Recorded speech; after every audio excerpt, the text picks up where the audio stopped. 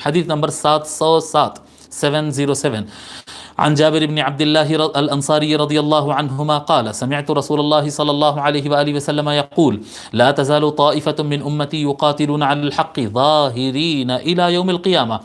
رسول اللہ صلی اللہ علیہ وآلہ وسلم ارشاد فرماتے ہیں ہر وقت، یعنی زمانوں میں کیسے کیسے اتار چڑھاؤ آتے ہیں جی، کبھی منافقین غلبہ پاتے ہیں، کبھی مشرکین غلبہ پاتے ہیں۔ آج تو امت مسلمہ کو ہم تتر بتر دیکھتے ہیں جی، ہر طرف ٹکڑے ٹکڑے ہو چکے ہیں، مسلمان بکھر گئے ہیں۔ اس کے باوجود فرماتے ہیں حضور اکرم صلی اللہ علیہ وسلم کہ قیامت تک ہر وقت میری امت کا ایک گروہ ہوگا جو اس دین کے لیے، حق کے لیے جد و جہد کرتے رہے گا، اسٹرگل کرتے رہے گا، اور کامیاب اسٹرگل ہوگا اس کو۔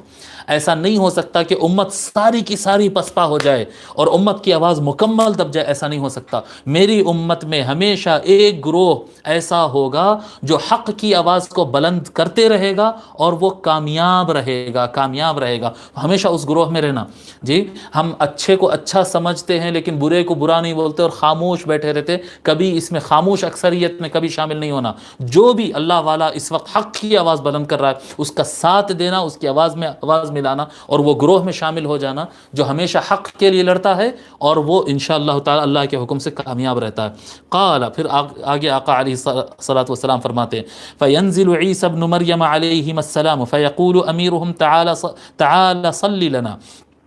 بس اس وقت یہاں تک کہ کب تک رہیں گے، یعنی قیامت تک یہ محنت کرتے رہیں گے، اور قیامت سے قریب کیا ہوگا، حضرت عیسیٰ علیہ السلام نازل ہوں گے۔ جب وہ آسمان سے اتر کر اس امت کے پاس زمین پر آئیں گے، فیقول امیرہم، وہ حق کے لیے جو جد و جہد کرنے والے لوگ رہیں گے، اس وقت ان کا جو امیر ہوگا، ان کا جو قائد اور لیڈر اور بڑا ہوگا، وہ حضرت عیسیٰ علیہ السلام سے کہے گا کہ آئیے ہماری نماز پڑھائیے، ہم کو نماز پڑھائیے، امامت کریے۔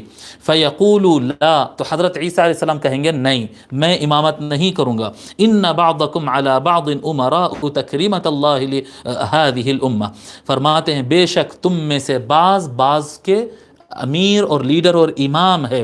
اللہ تبارک و تعالیٰ نے اس امت کو کرامت اور بزرگی عطا فرماتے ہوئے امت کو یہ اعزاز عطا فرمایا ہے اللہ تبارک و تعالیٰ نے کہ اس کا امام اسی میں سے ہوگا، امت کا امام امت میں سے ہی ہوگا۔ حضرت عیسیٰ علیہ السلام آ تو رہے ہیں، درجے میں نبی ہے، لیکن کیونکہ اس امت میں آ رہے ہیں تو یہاں پر آنے کے باوجود وہ امامت نہیں فرمائیں گے، وہ لیڈر نہیں ہوں گے، بلکہ لیڈر اسی امت کا کوئی ہوگا۔ اس کو امام مسلم اور احمد بن حنبل اور امام ابن حبان نے روایت کیا ہے۔